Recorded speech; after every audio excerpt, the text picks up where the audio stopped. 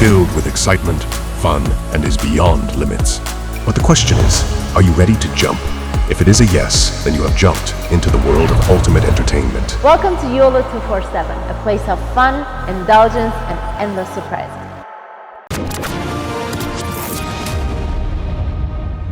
Kim Jong की हत्या कर दें, सर उसका अलग कर दें, हाथ पैर काट दें, हुथियों का पानी का जहाज, तो उस पानी के जहाज को उन्होंने अमेरिकन्स ने मार गिराया है। भारत के भी जहाज आसपास है। हमारी तरफ एक जहाज आ रहा था, उसके ऊपर इन्होंने हमला करा था। मौका इससे बेहतर भारत को नहीं मिलेगा। हाँ, लोगों को बुरा जरूर लगेगा, कई लोग हैं जिनको बुरा लगेगा, भारत में भी कई लोग हैं जिनको बुरा लगेगा। पॉलिटिकल पार्टीज हैं जो छाती पीटेंगी, बोलेंगे साहब ये आपने क्या कर दिया, और जो याद दिलाते हैं ना भारत को कि गांधी का देश है, गौतम बुद्ध का देश है भारत को। पर मुझे ऐसा लगता है कि गांधी गौतम बुद्ध का देश बाद में है, सबसे पहले ये प्रभु श्री राम का देश है। और लेकिन जो भी भारतीय टेरिटरी के अंदर आ गया है, फिर उसकी सेफ्टी की जिम्मेदारी भारत की है। जय हिंद दोस्तों, मैं हूं मेजर गौरव आर्य और आप देख रहे हैं आज की ताजा तरीन खबरें। अच्छा, खबर नॉर्थ कोरिया और साउथ कोरिया की बड़ी मजेदार खबर है दोस्तों। और खबर यह है कि किम जोंग, आपको पता है ना, किम जोंग उन जो डिक्टेटर है नॉर्थ कोरिया का, वो हर तीसरे दिन उसको कौन सा बुखार चढ़ता है और वो बोल देता है दागो मिसाइल। कभी कहता है अमेरिका के ऊपर दागो, कभी कहता है साउथ कोरिया के ऊपर। वो उसके टारगेट गिने चुने हैं और उस पर हर तीसरे दिन उसका काम है धमकी देना।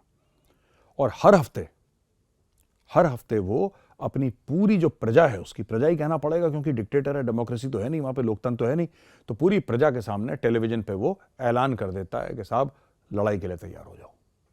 हर हफ्ते, यानी कि साल में 52 बार बोलता है लड़ाई के लिए तैयार हो जाओ, किसी भी वक्त लड़ाई हो सकती है। और ये बोलता चला आएगा। इसका बाप भी बोलता था इसके पहले, और इसके पहले उसका दादा बोलता था, जिसने नॉर्थ कोरिया का जो पहला हेड था उसका दादा। तो अब ये बात हुई है वहां पे कि बहुत एक अच्छी पॉलिसी निकाली साउथ कोरिया ने। एक अखबार के साथ इंटरव्यू के दौरान साउथ कोरिया के डिफेंस मिनिस्टर ने यह बोल दिया कि हाँ, कुछ बातें चल रही हैं, हम लोग अमेरिकन के साथ कुछ पॉलिसी बना रहे हैं किस तरीके से किम जोंग की हत्या कर दें, किम जोंग को मार दें, डिकैपिटेट कर दें, यानी कि सर उसका अलग कर दें, हाथ पैर काट दें, किसी तरीके से उसको बड़े बर्बरतापूर्वक उसकी हत्या कर दें। ये चलते फिरते बोल दिया। अच्छा, उसका ये इंपैक्ट हुआ कि किम जोंग उन और फायर हो गया। उसने बोला मैं 4 मिसाइलें और मार दूंगा। तो ये सब माइंड गेम्स चल रहे हैं दोस्तों वहां पे। ना किम जोंग उन ने मिसाइल मारनी है, ना उन लोगों ने इसकी हत्या करनी है। ये दोनों एक दूसरे को साइक कर रहे हैं। बट किम जोंग उन, उसका बाप और उसका दादा, ये करीब 7 डेकेड से, यानी कि 7 दशक से करते चले आ रहे हैं, और इन लोगों ने अभी कार्रवाई शुरू करी है। तो दोस्तों, दूसरी खबर यह है कि यूनाइटेड स्टेट्स ऑफ अमेरिका ने 3 जहाज हुथी के, जो हुथी रिबेल्स हैं, उनके 3 जहाज डुबा दिए और तकरीबन 10 हुथियों को मार दिया है। खबर यह है कि यूएस हेलीकॉप्टर्स ने ईरान बैक जो हुथी, इन्होंने मर्स्क के कंपनी है, उसके कंटेनर वेसल के ऊपर इन्होंने हमला करने की कोशिश करी थी पानी के जहाज के थ्रू, हुथियों का पानी का जहाज। तो उस पानी के जहाज को उन्होंने अमेरिकन्स ने मार गिराया है।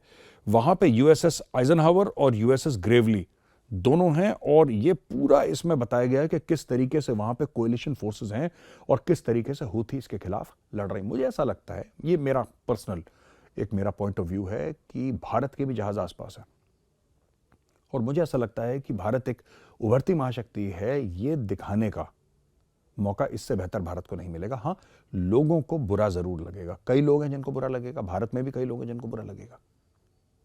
पॉलिटिकल पार्टीज हैं जो छाती पीटेंगी, बोलेंगे साहब ये आपने क्या कर दिया, ऐसा क्या कर दिया, वैसा क्या कर दिया आपने। ये सब चीजें होंगी, राइट, पहली चीज। दूसरी चीज ये है कि इंटरनेशनल कम्युनिटी में ये होगा कि यार इंडिया को ऐसा नहीं करना चाहिए था, जो याद दिलाते हैं ना भारत को कि गांधी का देश है, गौतम बुद्ध का देश है भारत को। पर मुझे ऐसा लगता है कि गांधी गौतम बुद्ध का देश बाद में है, सबसे पहले ये प्रभु श्री राम का देश है। और यहाँ पे अन्याय के खिलाफ आवाज उठाने की बात हर समय शास्त्रों में कही गई है। और अन्याय के ये इन्होंने सबसे पहले, हमारी तरफ एक जहाज आ रहा था, उसके ऊपर इन्होंने हमला करा था। और अगर हम कोई कार्रवाई नहीं करेंगे इनके खिलाफ, तो फिर ये करते रहेंगे। इनका जो हौसला है बढ़ता रहेगा, हमारे जहाज़ों पे अटैक करते रहेंगे। जब मैं हमारे जहाज़ कह रहा हूं, मैं ये नहीं कह रहा कि भारतीय जहाज़, लेकिन जो भी भारतीय टेरिटरी के अंदर आ गया है, फिर उसकी सेफ्टी की जिम्मेदारी भारत की है। तो ये बहुत ज़रूरी है कि उनको करारा जवाब दिया जाए। पाकिस्तान में, अब पाकिस्तान के प्रधानमंत्री जो हैं काकड़ साहब, जो उनके केयरटेकर प्राइम मिनिस्टर हैं, वो कभी 300 जिहाद करते हैं भारत के साथ, कभी कश्मीर के लिए आवाज़ उठाते हैं, कुछ करते हैं। उनका बेसिकली एक ही काम होता है केयरटेकर प्राइम मिनिस्टर का पाकिस्तान में, कि चुनाव करवा दे 90 दिन के अंदर। अब 90 दिन के अंदर चुनाव तो करवा नहीं पाए, वो फेल हो गए। अब 90 दिन से कहीं ज़्यादा उनका टाइम चल रहा है, तो उन्होंने क्या बोला कि यार कुछ ना कुछ तो मुझे करना पड़ेगा, कुछ ना कुछ।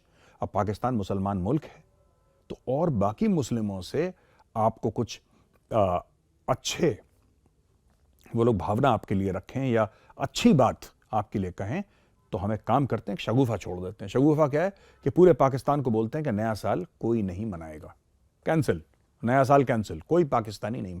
अब पाकिस्तानी कहां मानने वाले, राइट? पाकिस्तानी कहां मानने वाले? तो पाकिस्तानी, जो अमीर पाकिस्तानी थे वो तो भग गए दुबई और लंदन न्यू ईयर सेलिब्रेट करने के लिए। जो गरीब थे उन्होंने हवा में गोलियां चलाना शुरू कर दी, जो कि पाकिस्तान में है।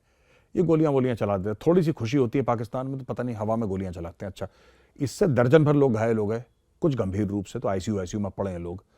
किसी के लंग में घुस गया, किसी के गर्दन में गोली घुस गई। एक दूसरे को मार के पाकिस्तानियों ने नया साल मनाया दोस्तों।